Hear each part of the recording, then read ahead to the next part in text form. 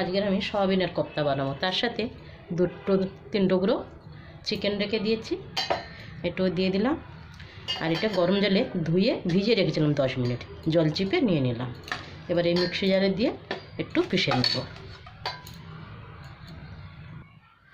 এখানে মিক্সিতে আমি সয়াবিনটা তো পিষে নিয়েছি, এখানে পেঁয়াজ কুচি রেখেছি আর ধনে পাতা আর কাঁচা লঙ্কা একটু বেটে রেখেছি। এবার আমি কাশ্মীরি লঙ্কার গুঁড়ো দিয়ে দিলাম, এর মধ্যে দিয়ে দিলাম একটু হলুদ আর একটু নুনও দিয়ে দিলাম।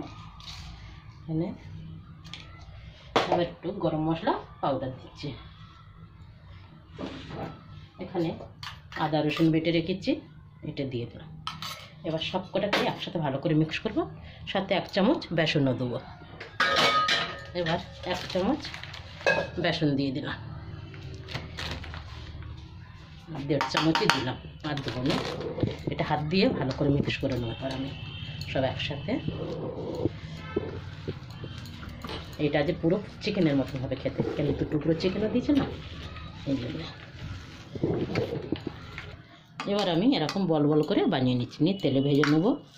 এদিকে কড়া অবশ্যই দিয়েছি, সবগুলো এরকম বল বানিয়ে নিচ্ছে। আমার ক্যামেরাম্যান একটা কোপ্তা ভেজাচ্ছে, তেলও পুড়ে গেল আর কড়াও পুড়িয়ে দিল, কী অবস্থা। এইগুলো সব ভেজে তুলে নিই, তারপর মশলাটা করবো। এরকম করে দুপুরে ভাতের সাথে আর কি ভালো লাগে, বিকেলে চায়ের সাথেও ভালো লাগে, কিন্তু একটু চেপটে দিতে হবে, একদম বেশ শেপ হবে না ওইটা কাটলেটের, তবেই খেতে ভালো হয়। আর সাথে থাকবে ধনেপাতার চাটনি। যেটা আমি ভাতের সাথে বানাচ্ছি কোপ্তা। এখানে আমার কোপ্তাগুলো ভাজা হয়ে গেছে, সব উঠিয়ে দিলাম। এই তেলের মধ্যেই একটু গরম মশলা দিয়ে দেবো আমি। এখানে একটা ইলাইচি দিয়ে দিলাম, 2টো লবঙ্গ, 2 টুকরো ডালচিনি, একটা তেজপাতা। এবার একটু গোটা জিরে দিয়ে দেবো, একটু গোটা জিরে। এবার আমি একটু পেঁয়াজ বেটে রেখেছি মিক্সিতে, এটা দিয়ে দিলাম।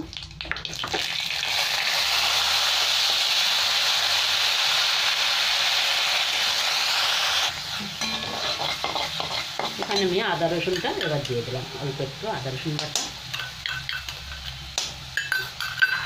একসাথে ভালো করে একটু এবার আমি জিরে ধনে পাউডার দিয়ে দিলাম 1 চামচ।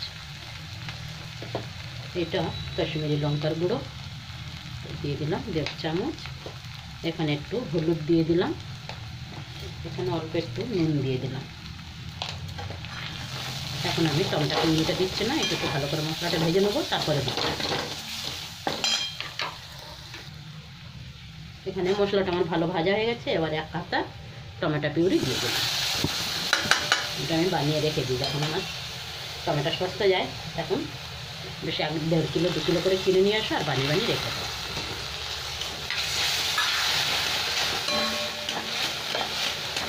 এবার খুব ভালো করে ভেজে নেবো, তেল ছাড়বে, তারপর আমি জল দেবো।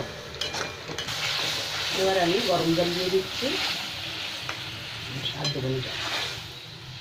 এই ঝোলটা ফুটে গেলেই এবার কোপ্তাগুলো তুলে দেবো।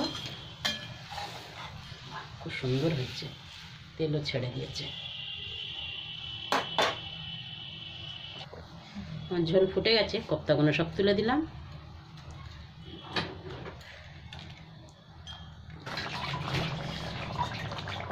এখানে একটু গরম মশলা আমি দিয়ে দিলাম। আমার ঝোল হয়ে গেছে, কোপ্তা বানানো রেডি একদম। এবার আমি ঢাকা দিলাম, এবার ঝোলও টেনে যাবে একটু।